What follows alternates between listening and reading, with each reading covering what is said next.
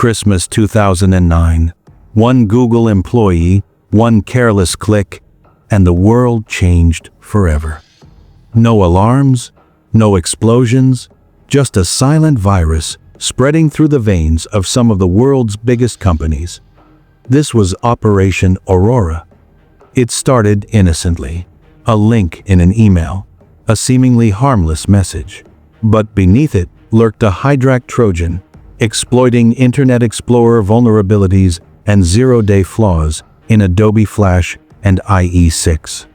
Sophisticated backdoors were silently planted, spreading through MSN chat, quietly crawling from computer to computer. Over 34 organizations were compromised. Google, Adobe, Yahoo, Symantec, ExxonMobil, Northrop Grumman, even Microsoft may have been targeted. Source code stolen. Intellectual property vanished. Gmail accounts of Chinese dissidents silently accessed. The attackers left no mercy, and no one saw it coming. Evidence overwhelmingly pointed to China. Custom malware algorithms, command servers in Chinese universities tied to the military, and the entire infrastructure tested domestically first. Every move mirrored China's information warfare strategies from the 1992s and 2000s. A state-sponsored assault hiding behind the guise of cybercrime. But here's the strange part.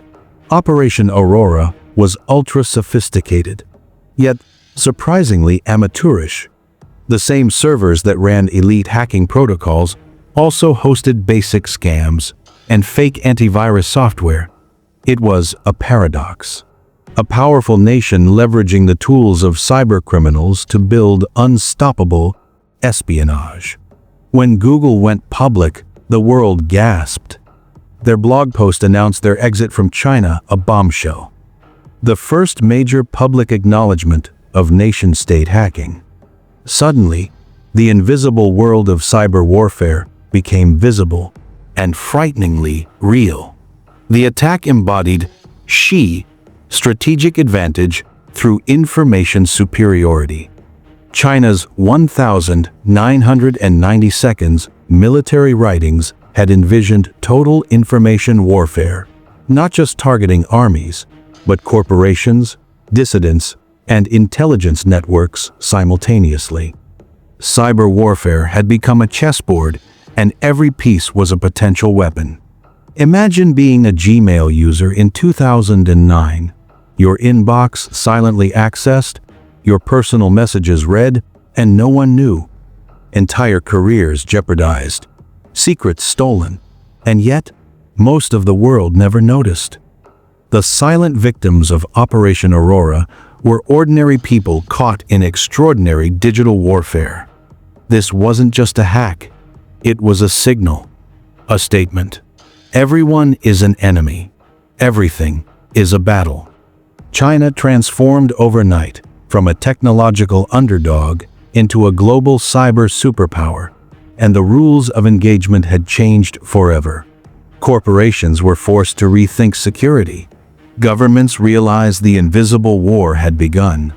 The line between hacking rebels and state-sponsored espionage had blurred. No one could hide. No one could trust that their information was safe. The digital world was suddenly a battlefield. Operation Aurora was China's shot heard around the world in cyberspace. It marked the pivot from cyberpunk ideology rebels challenging authority to states weaponizing technology for geopolitical dominance. A single click, one employee, and an entire philosophy of warfare had been unleashed, silently, invisibly, yet powerfully. This was the day cyber warfare became real. This was the day Operation Aurora changed everything.